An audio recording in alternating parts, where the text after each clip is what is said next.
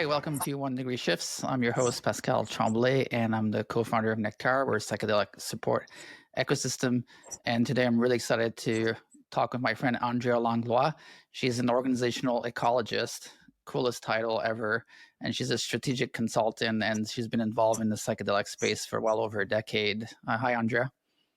Hi, so excited to be here. Likewise, I first met Andrea about 3 years ago when she was working at ICEERS, and she did some work with the Psychedelic Association of Canada, and I found her to be extremely intelligent and empathetic and a real systems thinker. And today we're going to talk about systemic perspective and emergent strategy in organizations, things that I'm really passionate about. So I'm excited to dive in. And I'd like to start off with a quote from Hellinger, who said that love is the emergent quality of a system that works well. And I love that quote. Andrea, you're an organizational ecologist. Why do you think systemic perspectives are so important in the psychedelic space? Yes, the term like, organizational ecologist, I just heard it along the way and I thought, oh, that's totally what I do. So a lot of people think about organizational development or how do we work as organizations, as entities to make them really great. So that's what I think most exciting part of my work is. And then what benefits me as somebody who is working with different organizations or teams or groups of people really is to think of them as ecosystems. And if we think of an organization as an ecosystem or as a garden, there's different elements that need to be tended to. You have to tend to the soil, to the water. This plant might like being beside this plant, it might not. We might have different pests that are okay in this part of the system or the ecosystem and this part not. So really approaching organizations as an ecology with all these different parts that are interacting with each other is how I approach working with organizations, groups, and teams. Mm-hmm. And why is systemic perspective important, especially in the field of psychedelics? And of course, we all know psychedelics are a gateway to unity consciousness for a lot of people and to bridging the individual perspective of the world to a more collective one. But why is it especially important to approach things in the psychedelic space with a systems perspective? It's a great question. I think when we were talking about doing this podcast, you were asking me, what are you most excited about in the psychedelic space? And I said, I'm actually taking a step back. I was really involved with an organization called ICEERS, worked there for several years, working around looking at how do you create societies that integrate these plant medicines in good ways. And that led me down the path of doing a lot of work around the source of the medicines, indigenous knowledge, indigenous peoples, the actual physical source and conservation. And so I started to see that there was this whole other part of what was going on in psychedelics that I hadn't been looking at. And so got deeper and deeper into looking at the origins of how do we even come to know about these medicines. And then seeing that, okay, so say Gordon Wasson goes to Mexico in the 50s, comes back with these mushrooms. This happens. Next thing, it's been patented as psilocybin. And then we have decades now of historical path that's happened. And so for me, it's really looking at how we source our medicine started getting me to think of the even broader system. And then we go to today. It's like we have psilocybin or other medicines that are going more into a commercial space where people are going to make money and some people have access and some people won't. And then how do the original people benefit? So really that started having me in terms of the psychedelic space really look at the system of where medicine comes from, how we even knew about it, how it evolves, and then the impact of what happens on the other end. So in terms of thinking systemically, really looking at it, bird's eye view of how every element has some kind of impact on another part of the system. So I'm studying something called systemic constellations right now, which is a method to basically bring health into systems. And it started within family work. One of my teachers, she talks about the family system, and I think we could apply this to the psychedelic space as well, is like a baby mobile. So there's mobiles that you hang above the crib, and if you touch a little part of it, it might start spinning, and one of the other little animals on the other side might start spinning in a different direction. You can't quite see cause and effect, but you do know if you move something over here, it's going to impact the whole baby mobile. And so Hmm. Gay Donaldson uses this analogy, and I think it's quite a good visual to think about the system. So if you think about the psychedelic space, source some medicine from over here, and then somebody benefits over there, it's actually part of a greater mobile. And so when we think about the impacts, if we want to have positive impacts of our work, thinking in this way, I think is incredibly important. And I feel for the psychedelic space, having been involved for a number of years now, it's gotten really complex. And so trying to take a step back and think about how is each element of the system impacting each other, and how do we move towards having really good flow in the system where everyone's benefiting, where we're not pulling too hard on one part of the system, where we look at, for example, a systemic approach might also say, oh, we have this symptom of something that's not going well. People are fighting, which happens in the psychedelic space. You have people who are not getting along. And in a systemic approach, we actually wouldn't look at that as a problem. We'd look at it as a symptom of something within the system that's asking to come back into balance, and also bring health to the whole system, and really give us a bit of a way forward to understand what's happening here. And really looking at what is, I think, is a really important part of systemic thinking as well, is that we're really looking at, okay, what really is right now? How do we map that out? How do we understand where there's blocks and where there's flow? And then use that approach to make our next move. Hmm. So what I'm hearing is asking the question, what is of the greatest service to the entire ecosystem when creating actions, creating strategy, creating plans? And I love that you say ecosystems are constantly shifting, but they can come back into balance, right? And so it's not that it's a static thing ever. It's always evolving, always changing, always shifting. And so what I'm hearing is being attuned to the overall relationships is a key to developing this approach to life. And so much of our Western world is focused on silos based thinking, individualistic thinking, personal reasons for growth and personal reasons for this. And it's a system that promotes kind of blinders on. And I believe that psychedelics, one of its greatest gifts, is offering this systemic based thinking and feeling that typically we haven't used before. Yeah, I think moving away from individualism is essential for the way forward in terms of understanding how do we continue life on this planet. We really need to move out of that. So thinking from a more systemic approach is just acknowledging that, okay, I have my personal system in my body. I'm part of a family system. I'm part of a community. I'm part of a workplace system. I'm part of something bigger. And then when we look at even the psychedelic field itself, it's operating within a world with lots of different systemic forces. So I had an incredible opportunity a few weeks ago. I was at the Breaking Convention conference in Exeter in England, and a really amazing Constellations practitioner and therapist, a woman named Maria Papaspirou, who's also an author, and she's running also the psychedelic therapy training programs here in the UK. So we did a constellation at the conference. So she led it, and I was what we call in systemic constellations work the issue holder. So I got to come into that space, and we had 35 people in the room, and she asked me to bring forward a question for the community. And it was remarkable what happened. And I have permission to speak about it because it wasn't a personal issue, and we were doing it in the heart of the conference so that we could all get to learn.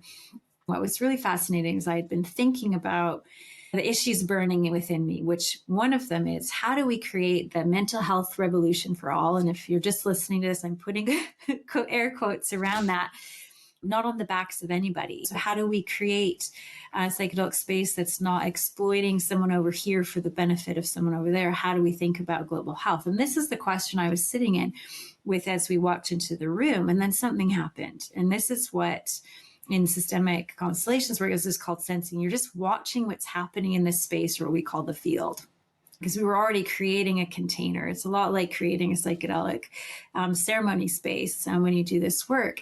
And what happened was the conference had 1,200 people. This workshop had room for 35 people. So we get there, and people flood into this room, and everyone quickly sits down because there's only 35 spots. And then a whole bunch of people come in who weren't early because they had signed up, and they were like, what the heck? We signed up, but there was no more seats left. So we look around the room, and then a certain couple of people who I know really well were very quick to give up to their seats to the people who had signed up. And then there was just a question asked: does anybody else who didn't sign up want to give up their seat for someone who did sign up? Anyway, this rotation of chairs happened until there was one person left who had signed up, but nobody else was giving up their seat. And so she just looked around and then walked out of the room. So here we have 35 people in this room, and I'm sitting there just watching all of this because some of my really close friends who I desperately wanted to be there had to leave because they didn't know how to sign up. So I was just really touched by this experience because I felt like it showed me something. So the question I ended up bringing to the room was based on that. So, okay, here we have the quote unquote psychedelic space. How do we ensure there's room for everybody at the table in a good way? Because is it to someone's benefit because they even knew how to sign up? The people who didn't sign up, they didn't even know there was an option of signing up. So why didn't they get a seat? To me, represented the symbolism of what we're trying to do right now, create a space for everyone at the table in a good way. And so Maria, in the interview process for the work we were going to do, she kept prodding at me to really get at it. And I started talking about power and this. And then I said, okay, I'm not sure we're quite touching. And I said, okay, fine. How do we create space for everyone at the table in a good way when money is in the room? And everyone got quiet. And so as a facilitator, she was like, she was sensing the room that something happened. And that's where we went from. And so in a constellation, you set things up as a physical living map in the room. And so we just started by someone who represented the psychedelic field, someone who represented power, someone who represented money. And then we had a holding container. And it was just quite interesting what ended up happening. And after an hour and a half, we brought in all sorts of different elements. Someone from the outside circle started really having a big experience. They ended up needing to come in as the excluded. And Maria ended up having to put 6 other representatives. So we ended up having 7 women representing the excluded. We had money. We had where money comes from, like the shadow elements of money, as well as the beauty and the flow of money. And it just kept building and building. And what I saw was that in this constellation, it showed me that here is the psychedelic field, which ended up being this really lovely man. He was looking to money with a bit of naivete and being like, oh no, I'm sure we could work together. And he wasn't quite seeing the shadow behind, but he was committed. And then when the excluded came in, he was like, at first kind of stood back and then leaned in and was like, oh no, I'm sure I can do something to help. And it was this perspective of seeing how what's going on in the psychedelic field right now is happening in a context where we have the history of money that has exploited. Where did the money come from? We also have the future of money, which happened to be a woman who I knew, but the rest of the room I don't think knew, was pregnant. So for me, she symbolized not only the future or other elements of money, but also like holding the future of money within her, that there actually is maybe a new way of doing this. But also the excluded were there. And the further along the line of this 7 generations of excluded, the women had a bit more anger in their system. And we also noted that they were all white women and that we were obviously also talking about race. And what was also quite interesting in this constellation, I was just noticing, funny, we didn't bring any of the medicines in. And then suddenly, which sometimes happens constellation, one of the witnessing circle, this woman started having a big experience. And I didn't quite hear what she said, but it was something like, I am everything that's underground. Maria looks at me, she's the mushrooms. And I was like, she's the mushrooms. So she brings her into the circle. And at this point, we'd had power, which originally I thought was like the man. Power was actually power, like all power. And what happened was the mushrooms, wisdom, and power ended up forming this kind of triad right in the center of everything. And in a constellation, what we're working to do, and in any systemic intervention, we're trying to find everything to get it in its right place, which means that you have to acknowledge systemic orders like time, belonging, place, and exchange. And so what ended up having to happen was the psychedelic field, we had to bring in some resources because this was all way bigger than him. So we brought in several resources for him, and then he needed to look at the mushroom and say, you were here first. I came second. I came after. And the mushroom was, he also says, the mushroom was like, you are the oldest knowledge. You are the original knowledge. And then everything started to settle, and we actually didn't get anywhere near to any place of resolution or completion. But I was particularly struck by how it was the mushrooms that came in.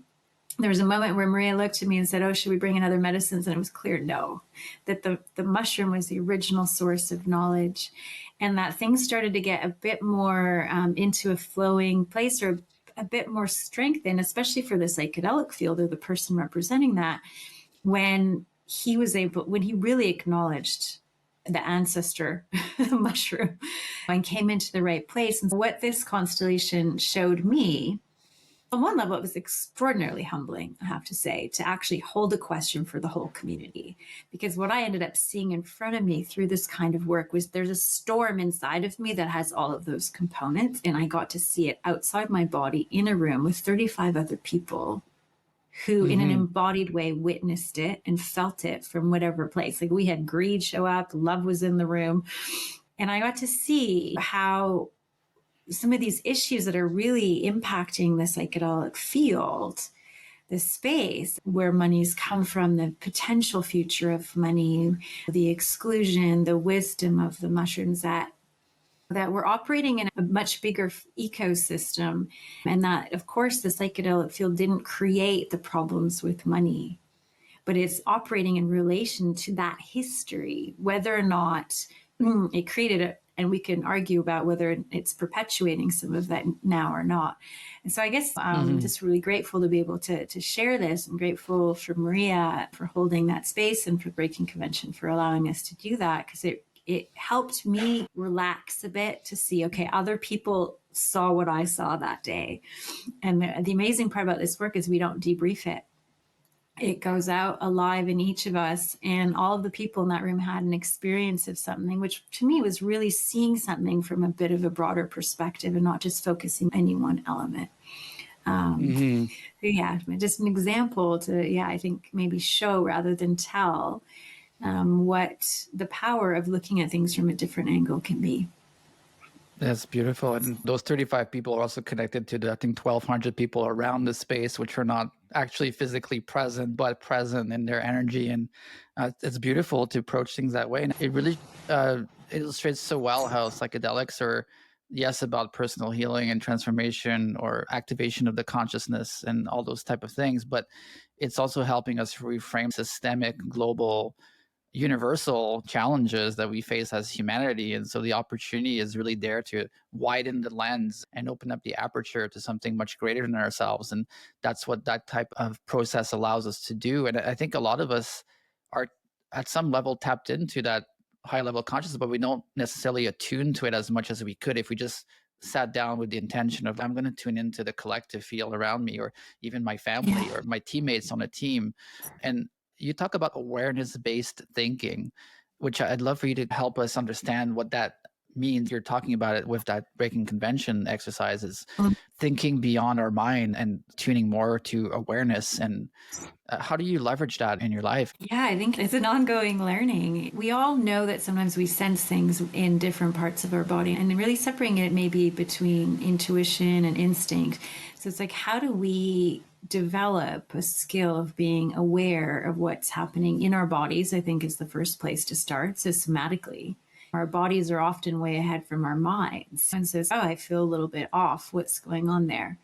And so getting people really into the bodies, but also sensing as a group. So I'm particularly interested in how we're moving into a time, some people say, about group consciousness, not individual consciousness. And so some of these ways of thinking, or ways of thinking together, are about how do we tap into the collective knowledge. So if people have ever been in a group space in a psychedelic ceremony or an ayahuasca ceremony, sometimes things happen in those spaces where you're like, say, thinking about water and the power of water, and then you hear somebody across the room say the word water, or getting into these other spaces. So we know they exist. So how do we actually just attune ourselves to that within groups, and thinking about how teams work or how organizations work? I'm particularly interested in practices that can support us to think in generative ways as a group. So I've also trained in dialogue facilitation. That's another way that I've gone about things. It's a bit more through how do you construct meaning and sense making through dialogue, not through debate. How do we get into more somatic practices? How do we work with things like systemic constellations or breath work or group meditation, where you're actually meditating on a common thing? And our ancestors knew this. More animist cultures knew this, they know this. Today, it's actually just a process of remembering. And for me, it's an ongoing practice. I'm not there yet, but it's really working with the intelligence of our system through dreams. How do dreams support us? There's many indigenous people, particularly in parts of Ecuador, like the Zapata people, who get up at 4 a.m, drink guayusa and share their dreams because the dreams belong to the community. And they make decisions based on that. So there's a lot of different ways in, and it doesn't need to be extraordinarily woo-woo or inaccessible or not fit with different ways of working. I think it's really about getting back into sensing ways of knowing and validating that, and seeing it as valuable as ideas-based thinking. Mm-hmm. And what I'm hearing through what you're sharing is, and it's interesting because a lot of this is happening in the backdrop of urgent social issues that we need to look at very seriously. And at the same time, it's asking us to go through a process of unlearning, of really leveraging the mind and the one-to-one relationship we have of ourselves. And instead of asking our brain and asking our immediate surroundings, is asking the system itself what it needs. So in a way, it's very counterintuitive to operate that way for a lot of people. It is a process of unlearning, isn't it? Absolutely. I'm in a big shift because I've put down a lot of my thinking based work, and people are now re-engaging with me like, will you help with this? And I was like, yeah, I'll help, but it's going to look really different. We're probably going to put pieces of paper on the floor. We're going to map it out. We're going to stand on them and see what the field has to say, because through our bodies and our connecting into this kind of quantum field, whatever we might call it, we'll actually get more information about what the interrelationship is between different elements. And I think that's the real key. I've talked about this around plant medicines before. It's a great example from when I was working with eye seers. My dear colleague, Ricard Fauda, went to Gabon. And we were doing this work looking at biocultural conservation of iboga. And we had been asking a question internationally to lots of different people through this big engagement project. What's your ideal vision for iboga? I love questions like this that have us dream into the future. And then he brought the question to Gabon to some traditional Bwiti practitioners, and they just look at him. What do you mean? And what I came to understand what was happening in there is he had walked into a restaurant or something quite complex and asked somebody to tell them about the chair. And that this is a complex system of health. This is a complex system of knowing, a complex spiritual system that incorporates spirit and plant matter and music and dance and community. And he went to talk to them and asked them about one item of that, where if you actually took out the chair, the whole restaurant was still there. Maybe you'd have to sit on the floor, but it was really a wake-up call for me of what I was seeing in this psychedelic space, is that we get fixated on the molecules, the plants, the mushrooms, rather than understanding the complex systems, the complex ways of knowing, the complex ways that these medicines work, which is quite relational. We're so focused on that one piece that we weren't seeing the whole. And so I think finding ways that help us to see the whole, that help us see problems as symptoms that are showing us what needs to be unblocked so that things can flow.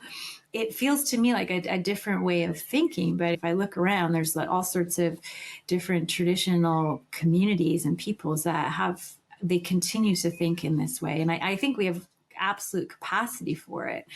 But in the psychedelic space, if I was to encourage more systemic thinking, part of that is removing this absolute fixation on understanding what a molecule does in the brain. Not that it's not interesting or valuable, but that there's a lot of other elements to how things work that was really important to think about, not just the chair. Yeah, not just the chair, the whole restaurant and beyond. You mentioned flow a couple of times now, and when I think of flow, for me, for example, I think of non-friction, or I think of energy flow in terms of smoothness or clarity and love as well. And for people who are want to practicing and learn more about systemic thinking, can you tell us more about flow? Because it seems like that's the glue or the gel that connects the relationships. That's the ideal state that we have, is that there's flow between the relationships. Can you tell us a bit more? Is it about attuning energetically and from the heart feeling that there's flow, or? Yeah, I guess it's very different than, I know people are also talking about how to get into a flow state with your work, and that's not quite what we're talking about. Systemic constellations, also called family constellations, were really brought as a deep way of knowing, and that was taught by a man named Bert Hellinger. And he looked at different ordering forces within systems that enable the health of the system. And one of the things, because he was working with family systems, and some people will say that because he worked in Africa as a missionary and with the Zulu people, and while he was with them, from what I understand, he started seeing this kind of deep connection to the ancestor realms. And so some of this work, particularly if you're looking at family systems, is looking at how well does the life force from our ancestors flow through that family system into us and into our lives. So it's really, our lives do not only exist in the present. There's this whole past of all these different relatives who had to survive what they survived in order for us to even be here. Life flowed through. But what happens in systems, and we can translate this over to organizations, which I can do in a moment. So he was looking for, like, where are there entanglements? Like, where's there blocks of flow? Because the system itself just wants wholeness to exist. So it could be through a family constellation, you might recognize that 2 generations ago, something occurred with one of your ancestors that you're repeating as a pattern in your life now, because the system, wanting wholeness, wants that to be included. And so in family constellations, to return the flow of love and life in the system, we would actually go to that place and then include it. Because what's excluded is often what's creating blockages in a system. And yeah, Ed Roland, another one of my teachers, he's a great example. And I think this is really relevant for organizations, of what he calls the ejector seat in an organization. So somehow, maybe you've worked somewhere where there's one role in the organization, you can never keep somebody in it. So say it's the finance director. It's like person after person, they just get ejected out of that seat. So this more systemic perspective would be like, what happened there? And there are sometimes stories that we just don't tell. Someone's just walked out the door, but the emotion stays in the system. And because the system is looking for wholeness, it's actually holding that in that place so that until it gets included. And so it's quite simple, actually. The way to fix it is you actually just include it. Oh, so-and-so 3 finance directors back. He was fired, walked out of the office, et cetera, et cetera. And just by even including it and acknowledging it and giving it a place in the system, you actually will return flow to that. It's like telling the story of what happened in the system in an organization, and suddenly people can actually take on that role. So we're really looking at what's been excluded. What are we not talking about? It's like the elephant in the room. You actually want to bring it into the room. And simply by acknowledging that, you can actually bring flow back into the system. And so this perspective really, I think one of the key orders that's talked about is belonging. That everyone belongs to a system. You can't unbelong to your family system. You cannot talk to anyone in your family, but you still were born into that family. But even within organizations, we bring our sense of belonging that we've experienced in our families into the organizations that we work with and that we work in, and we'll reproduce things there. And we're always looking for, what are the underlying rules here that will make me not belong? And so attending to who came first into the system, attending to belonging, attending to the principle, the order of exchange, who gave what, who receives what, and that needing to be in balance, that when we attend to these main organizing principles within the system, then flow can happen. And you bring energy. So we're always looking like, where's energy blocked? And how do we actually attend to some of these things so that we bring more energy in? Thank you. I love it. It's really interesting. And it shows us that none of us are in an island. on an island by ourselves, and organizations are the same. I have a lot of hope and optimism around the psychedelic space, and specifically around organizations and the potential for us to break the silos and attune more to the wider field and really engage into deeper empathy and collaboration with other organizations. And you said, and that's what we've been talking about, is like a sense and respond kind of way of operating in the world rather than always thinking and planning and compartmentalizing everything. It's more of a evolutionary purpose type of engagement with the world that is really more around listening and organically feeling how to navigate the world. We need to adapt and resource back to the system from the juicy margins to feed back knowledge into it. I'd love for you to talk more about what that means to you. Ali Biner had done an interview with Paul Stamets, and Paul Stamets in this interview talked about how mushrooms, I thought it was really fascinating. So mycelial networks, it's the places where they're disrupted on the margins, something cuts them up or they encounter a difficulty, etc. That's where the greatest knowledge happens. Because that part of the place of disruption, say there's a new food introduced or something, a new predator or something, that part of the mycelial network will then learn and adapt and feed that knowledge back into the whole mycelial network that then gets to learn about it.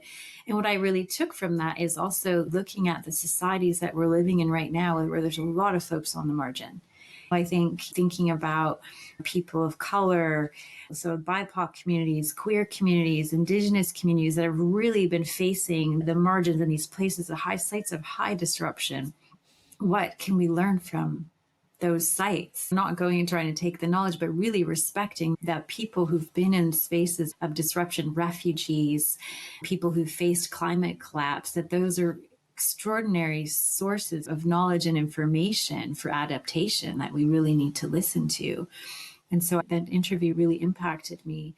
Also has me thinking about books, as much as they can be supporting us to come into a different way of feeling and sensing the world, into understanding things in a different way, maybe having experiences of unity. They're also disruptive in that. They're disrupting how we are and ways of knowing. Some people say, how can you call psychedelics safe? They disrupt our ways of thinking or even our understanding of what matter is. And if we can see these sites of disruption as knowledge on how to adapt and emergence, it's like, how do you adapt and see what wants to emerge, and really listening to the people who've had those experiences and creating space for that is something that I'm finding quite interesting right now as we ponder really huge social issues. Like, we're living in very complex times of change, and somehow I remain extraordinarily hopeful. Yes, I am too. I trust in the human potential, and I see us navigating these difficult times in a beautiful way. And as well, for me, in terms of relationship to social issues, is the non-attachment to things ever being quote unquote good, because that's not what chaotic systems like the universe are always have to be in order. There's no guarantee that's going to be the case. And I find a lot of peace and, yes, trusting the process and hoping for the best, and also surrendering to the fact that we don't really control a whole lot of anything except our daily, everyday actions. And that is ground for change. And I love that you bring in the edges for an organization, for society, and for people as well, as a source of really impactful growth. There's a beautiful elder here called Duncan Grady here. He's a Blackfeet elder. Duncan. And he talks about turning and embracing towards, instead of facing away from things, it's turning and embracing them. And so much of what you talked so far today is around embracing different perspectives, embracing the intuitive field, embracing the different attunements that we receive when we tap in outside of the mind. Can you talk a little bit more about that turning and embracing? Because our relationship to those edges are filled with strife sometimes and challenges, and that's when the going gets tough, right? It's when we face those edges, and yet it's the source of sometimes the greatest wisdom we can receive. Great question. The first thing that comes to mind, Pascal, is I remember reading some of the accounts of some of the clinical trials of psychedelics and how they always say, if you see the monster, don't turn and run, actually ask, what are you doing here? And I think that's that prompting of people within their journey to actually look and face something, I think is incredibly powerful. And so how do we do that right now? And I feel like, as we've been speaking, I'm very aware of my extraordinary privilege. I think there's a lot of people facing really difficult times from different climate related issues, poverty, refugees, war. So even to sit here and talk about these things is incredibly privileged. And so not wanting to pretend that in my hopeful state of the kinds of things we're going through right now, that there's some people it's extraordinarily hard to face into what's happening. And it's a day-to-day, it's day-to-day survival. Yet there's also the part of me that's also here, which is thinking, okay, I've been looking at a lot of different theories of how change can happen, and that there's often this kind of group of visionaries who are dreaming the new world into being as we head there.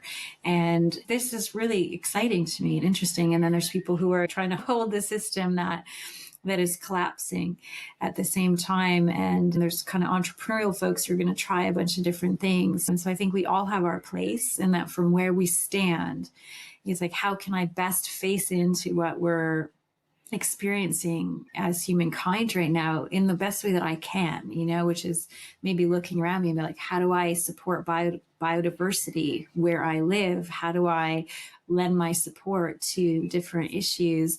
And also think about how we respond to these big waves that are coming through right now. And I think it is about facing it. I had a journey once with medicine, and it was a difficult one that basically what I came out was that I need to actually do more witnessing. And I don't really look at much of the news. I have a bit of a sense of what's going on, but that I actually need to look, and I need to watch, and I need to witness. And so I think that element of opening our eyes to seeing what's happening, it touches into not turning away and seeing that I need to witness what's going on, and I need to be present as much as I can to what's happening. Which is part of the attunement to the field, is actually looking at what's on the peripheries and enriching our own perspectives with those of others. Yeah, and the training that I'm well into right now, doing the systemic constellation work, the number one training I'm receiving is complete acceptance of what is.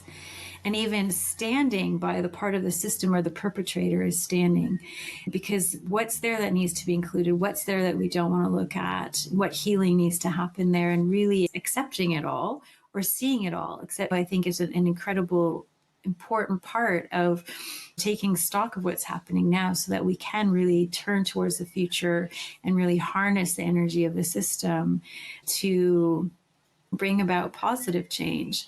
And I think something that's important for me to touch on too, if we think about the psychedelic space, I think one of those elements that threads into a bit of what we've been talking about is the hyper focus on the individual is very much there. And it is a bit troubling to me. It makes sense within our system that we're in, within the current Western cultures. And of course, as we pull these kind of ancient technologies into existing systems that are very much focused on the individual, I get concerned. I think, of course, people need individual support and therapy, but I'm also very curious about opening a bigger space for understanding the collective and group processes within the psychedelic space. If I dream the future into being, one of the things I think would be really interesting is moving to spaces where we actually hold group intention. In medicine circles, in psychedelic spaces, rather than just individual intention. What can we open to if we ask a question that is for the greater good than just ourselves? What does my community need to do to X, or how can we be in better support of flourishing life on this planet? What are the medicines asking from us? I think some of these bigger questions, if we actually all dedicated our journeying time and our space of exploration with these very sacred medicines to actually come back with knowledge that we then weave together that then belongs to the group. It's something I'm quite interested in.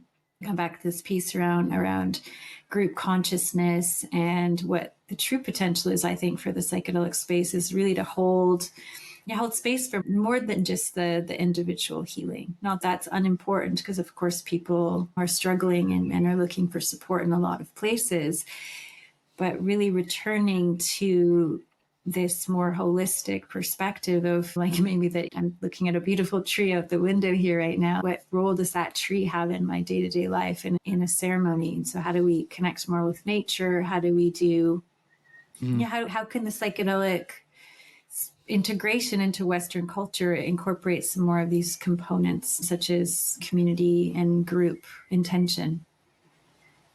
Yeah, beautiful. And I love that idea so much. And it's not that it's a new idea. It's been done for many thousands of years before. And some of us starting to rediscover our connection, our collective power, really to dream together and build together and collaborate together and go beyond the self into creating something that's beyond the sum of all parts. And so I think that's a beautiful, to me, it's at the core of rewiring and reframing a lot of our systems, is opening up to the larger whole. And so much of that has been shown to us by Indigenous communities already, and how they dream as a community, they share as a community. The language that they even have reflect different relationships that, for example, we have different words for different things that for them, they'd be like, I don't know what that means, because the way they language relationship is already wired into this collective way of seeing the world. And I love that you're bringing sort of this intention around more group therapy, and not that individualized therapy is not useful, but something that allows us to connect together and really tap into this collective that a lot of times, like, our systems, I feel in general, are very suppressive of that collective intelligence. The media and everything that we consume on an everyday level oftentimes talks about individualized needs, individualized projects, individualized missions. A lot of it is driven by that narrative. And so when you talk about this and you take a training around, that's really helping rewire the system in a very real way.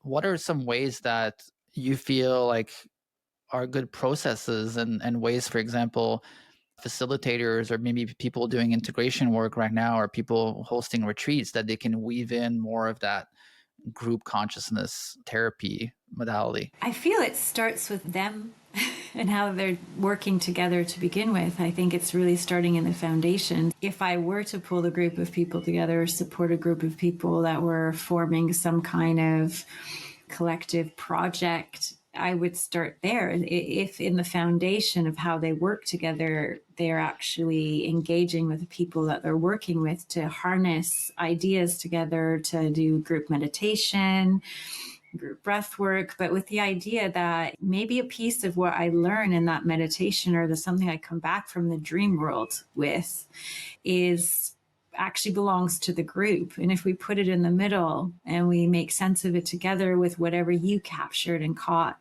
then we're starting to weave together this idea that my brain is actually not, and my consciousness is not an entity onto its own, that it's actually connecting in with all of the world around me. And so my brain is really disappointed to hear that now. My brain is, no, I want to be the only one. Exactly. For me, it's like, how are we even doing this work? And so within psychedelic field and spaces, I'm really curious of the folks who are doing these startups and different projects. Are you sitting in either ceremony together or group meditation? And I keep saying meditation because I don't think that everything needs to involve psychedelics. I'll be really clear about that. I'm not encouraging anyone to take anything. Of course, if that's your modality, you might want to really make sure you're connecting in as a group with the medicines you're working with, but for the intention of the group, not just for oneself. But I think there's different methods that we can work within teams to actually start building within to the structures of organizations that we're sitting together as acknowledging that there's a group here, that there's us and there's a group, and then there's all the systems we each belong to. I saw this image recently of a peacock. But if you think of the peacock, a male peacock with its feathers right out, and each one of those is one of the systems that we are a part of. We actually are bringing that all into whatever group we're a part of. And so for me, I think it would really start with the people who are doing the work. So we can only practice, or we can only teach or hold space for what we know in ourselves. I really believe that. So that's where I would start. And I think it just would shift things. For organizations, I'm really excited about the organizations of the future. I feel like in the psychedelic space, my hope has always been that there is a kind of innovation and openness to doing things differently. And so just really encouraging folks to feel into that and to explore how to build teams together, how to work as organizations in a new way, or in a new old way. Because some of what I've learned, I was really lucky to work with an Indigenous-led organization in Colombia called UMIAC. And I went to their territories in 2019, and the meetings we had were in a ceremonial space, and people talked to each other. And it was really eye-opening. And I don't think I understood very much at all, but I understood a tiny bit about what it looked like to live in a collective community and to bring things together more collectively. And so that's been an inspiration to me. And part of what gives me hope is that there are, it's sitting around a campfire is age-old technology. Let's get to it. Mm-hmm. Yeah, it reminds me of Frederick Laloux's beautiful work in reinventing organizations around the teal model of evolutionary purpose-driven organizations, which are all about self-management and conscious leadership. And I'll put a link in the notes around that book, and specifically how it really gives us a map of what a potential more conscious organization in psychedelic or any other industry could look like. And I am really also really excited about that. And ultimately, to me, it means looking at nature and the systems in nature to really help us, to inspire us, and to really educate us on how a harmonious multi-relationship organization can look and feel and operate from. And this brings me to leadership.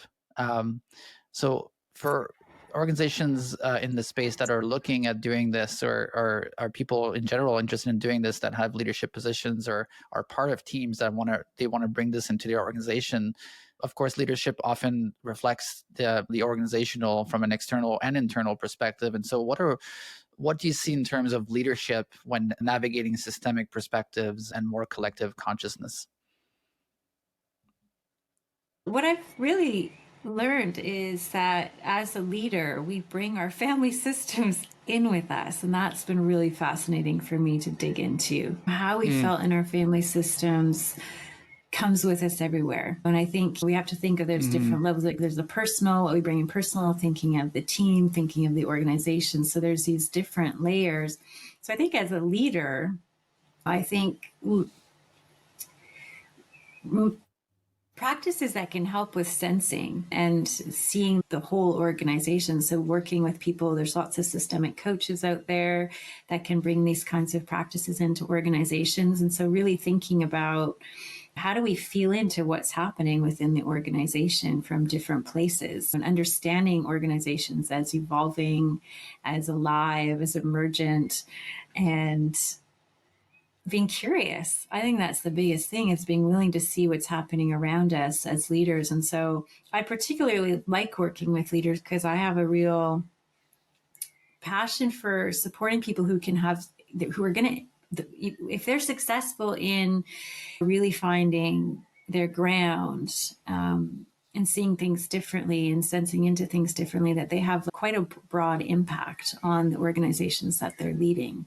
So I think recognizing that how we are internally creates waves, and we bring it into the organizations, particularly as leaders. And so I think finding ways to have that kind of support, to see the organization systemically, and also to understand that our inner state as leaders impacts the organization. So if we're confused, the organization's going to feel the confusion. If we're it's like one of my teachers was saying that her bookkeeper, who doesn't know anything about her life, can tell when she's doing well or not, because her business is doing a lot better when she's not having as many difficulties in her personal lives. And so I think acknowledging that, and then just creating networks of mutual support. I think anyone can lead from everywhere in the organization, and finding that kind of alignment. The other piece that's been really big for me lately is knowing our expiry date, or having people around us who would tell us. And that's something that's a way of wording that this teacher, Jan Jacob Stam, I recently did a workshop with, because he's closing this teaching part of his life. And he said that. And so I've been doing a lot of reflection on endings, that beginnings matter, endings matter. And how we leave a system, which we can, if it's not our family, we can actually leave an organization. There's a lot of energy in a leaving and in an ending. Mm-hmm. And so really thinking through as a leader, I think if you focused on just a few things, it's like, how do people enter into the system? How do we tell them the story of what's come before? How do we attend to the different elements of belonging within the organization? How do people feel? How do we have conversations about that? And also, what happens when somebody leaves? How do we tend to that in a really good way that acknowledges them for what they've contributed, that really is conscious of just not just someone just is just gone, or that it's just really awkward. So I think thinking about a few of those elements I find are really important. Beginnings, endings, belonging, I think are a few touchstones that leaders in organizations can tend to in order to create healthier organizations. Yeah, beautiful. And I can share personally, like being a co-founder of Nectar, like how much the business side, if you want to call it, the organizational side of Nectar is like so intertwined with my personal story and my personal life and my own trauma and my own stories and my own sensitive points and my relationship to my dad and my mom and my friends. And like every day, like everything I'm doing is coming through that lens. And I like to practice a lot of attunement into what's happening. And of course, sometimes the awareness doesn't quite catch on to something. So I have a support team, including my partner, Elaine, who will tell me like, you're not operating from the right space right now, or maybe this is not the right decision, or maybe this is coming up for you. And so I find that essential for leaders to really have a deep support team and really having that question of where am I leading from right now? Is it from a place of dysregulation or a place of hurt or a place of etc.?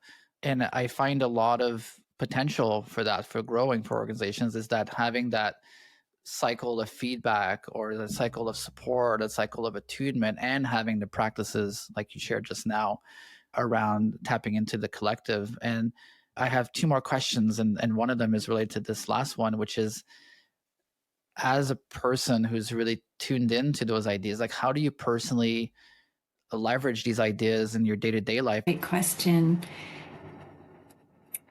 Practices. Yeah, I think strong yoga practice, movement, being in nature. And sometimes those just feel like parts of my day until I don't actually have enough time for them. And then I notice I start to get tired.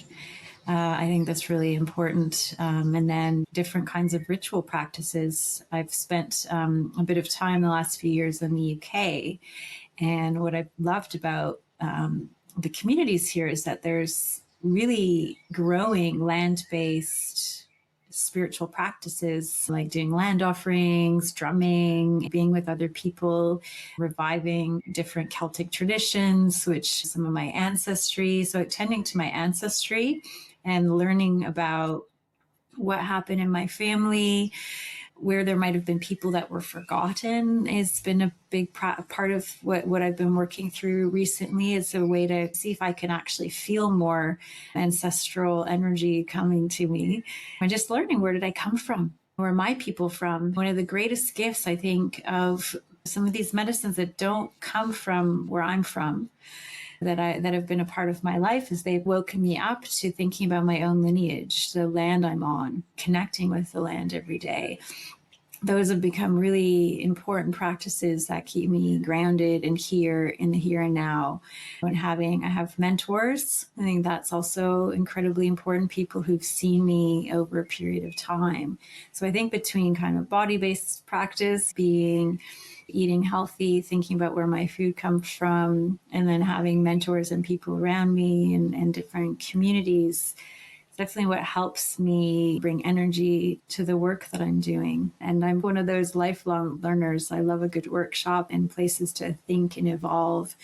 And so I'm in work in progress at the moment, because I'm really moving out of really being inside organizations and helping run them, and wanting to be more and more in this mentoring and consulting space so that I can come in and offer that kind of support, which I'm noticing really that one of the biggest commitments I have to myself is that when I do deep work with for myself or with learning or with different groups, that I actually need to write in integration time and take it and take days of rest. And that is not as easily said than done, because I just want to just keep moving. But I think that's really something that's become very important in terms of how I'm able to, just have the energy to keep up with these things. Mm-hmm. Thank you for sharing. And I've heard this from multiple people now around this idea of grounding and slowness and resting, and how that's just an essential piece of any system, right? And for us to move into the system in a good way and a healthy way is to ground and rest and slow ourselves down a lot more than we're used to. And so thanks for bringing that in. And I have one last question, which is a really big one, but I really invite you to bring in your inspiration cap here. And I'm going to ask you, what's your greatest wish for the space or even society in general for the next 50 years? Wow. Let's sit with that for a minute.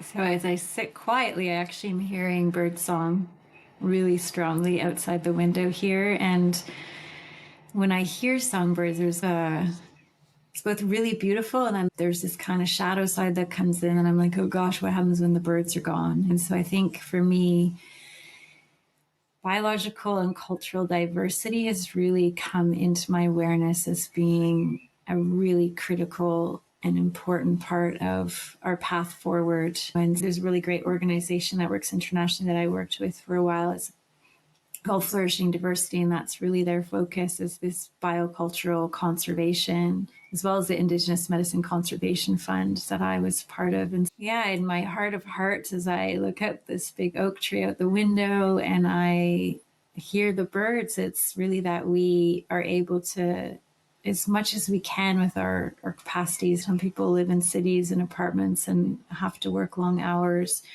but that we can really start to see how being part of a really diverse ecosystem brings so much health and benefit to all of us. And so where we can, to play a role in contributing to the preservation of biological and cultural diversity, and then just really celebrating it and finding ways to merge in. I hope 50 years from now that this question that we are touching on today of, am I an individual or am I part of everything, that we're actually not asking that question anymore, that we've reconnected with a way of knowing that just knows that we're not alone, that yes, we are in these kind of human bodies, so we have this individuality, but that we are very much connected in, and that we can both contribute to and source intelligence and knowledge from all of the seen and unseen world around us. So that would be